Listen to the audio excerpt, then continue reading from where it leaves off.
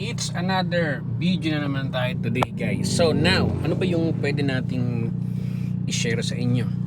Lalo na dun sa mga nag-uumpisa pala mag-aral mag-drive. So, right here, right now, guys, andito ako ngayon nakapark sa parking namin. Nasa bungad ng kalsada. Okay? Tingnan nyo sa likod ko, yan, di ba? Kita nyo. Okay. So ngayon, i-share ko lang to sa inyo kasi maraming nalilito rito kapag palabas ka ng highway, no? Since maraming mga sasakyan, kaming mga vehicle. So now, gusto ko lang i-share sa inyo to, guys. Unang-una, yung pinagparadahan natin ay medyo incline. So naka-manual transmission naman tayo. Ngayon, marami akong i-share sa inyo dahil bukod sa paahon, medyo incline, tapos palabas tayo dito. At manual ang gamit natin. Okay, so ngayon guys, ito So, sa mga nalilito kung saan kayo pipihit ng manibela, sa intention yung direction. Okay, so dahil ang intention natin, dapat doon tayo naka-face. Yung harapan ng kotse natin, dapat doon nakaharap sa papunta doon. Okay, yung puwitan ng kotse, dapat doon nakapupunta ron yung direction. Ngayon, share ko sa inyo dahil incline to. Ang gagawin nyo rito, so syempre ilalagay natin ng reverse, no? Or else pwede naman na ilalagay nyo ng reverse doon na lang sa baba, sa mismong patag na. Kasi kagaya ng sinabi ko, ito ay medyo incline. Kahit hindi nyo na ilagay ng reverse, kusa po itong gagalaw. So ganito gagawin yung technique, no? So syempre hold ng brake muna. Hold ng brake, tapos yan, naka-neutral naman yung gear natin, tapos baba yung handbrake. Yan.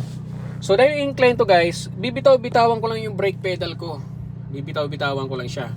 So actually pwede ko na siyang ilagay ng reverse. Kaya lang hindi na naman ang kailangan ng biting point kasi nga, guys, medyo incline yung pinagparada natin. Ayun, tignan nyo. Ayun, diba? Medyo pababa siya. Ngayon, ang gagawin ko na lang dito, bibitawan ko yung brake ko para makarating ako dyan sa bungad. Okay, so bibitawan ko yung brake ko ng konti. Yan, if you notice, gumagalaw yung kotse natin. Ayan, o, di ba nagalaw siya? So naka-neutral yan. So assured muna natin. So ngayon, makababa lang tayo. Hanggang makababa lang tayo dyan sa pinakang kalsada dyan. Okay. Ayan, so gumagalaw naman tayo pa atras with helping the brake pedal. Ayan, so nagalaw naman tayo. Ngayon, eto guys, nandito na tayo ngayon sa pantay. So hindi na siya gumagalaw kahit bitawan ko yung brake pedal natin kasi nga hindi naman pababa, nakababa na yung kotse natin. So ang sunod kong gagawin, so clutch down, press ko yung brake, okay, brake at saka clutch up, ilalagay ko ng reverse. So yan, so dito ko na ngayon gagamitin yung biting point. Yan, okay, biting point, clutch control. Yan, so bitaw ng brake kapag hinahanap sa biting point. Tapos dun tayo pipihit, pa-right ang pihit habang naka-reverse para doon tayo naka-face. Yan. Tapos, stop. Full turn naman sa left. Tapos ilalagay natin ang first gear. Ayan. So ito po yung nangyayari dyan, guys. Okay. Ayan. Hanggang sa makaharap lang tayo dito. And that's it. Okay. So, lagyan natin ang neutral. And handbrake. Okay. So, ang point ko dito, guys, para sa mga nalilito, ayan, so dalawa yung point ko sa video na to. So, ang lesson sa video na to, kapag ka naka-incline yung sasakyan nyo, tapos intention yung pa-reverse ang galaw, maikli lang naman yung aatrasan nyo, okay lang na hindi nyo na ilagay sa reverse.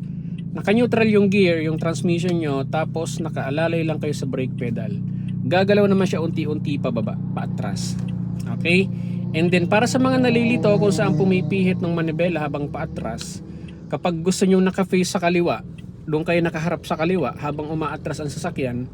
So ang pag-turn ng steering niyan, dapat ay pa-right. Para yung harapan nyo doon naka-face. Yan. Kasi dito tayo nakapark sa banda na to eh. Diyan tayo nakapark.